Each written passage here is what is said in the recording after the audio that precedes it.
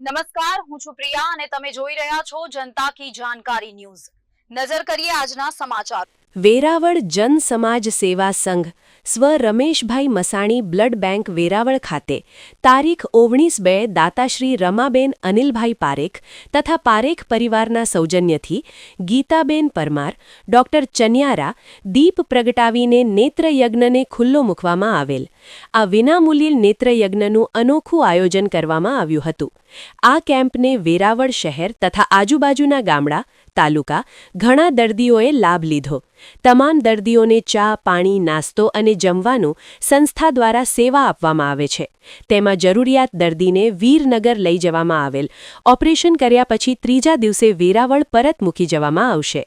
આ કેમ્પમાં 126 દર્દીએ લાભ લીધેલ, જેમાં જરૂરિયાતવાળા દર્દીને ઓપરેશન માટે વીરનગર લઈ જવામાં આવેલ। આ કેમ્પને સફળ બનાવવા જયંતિભાઈ આંજણી, સુમનભાઈ સિંઘલ, વિકેશભાઈ વિનોદરાય પરમારે પૂરો સહ્યમ આપેલ। અહેવાલ ભીમજીભાઈ ભજગોતર, ગીર સોમનાથ।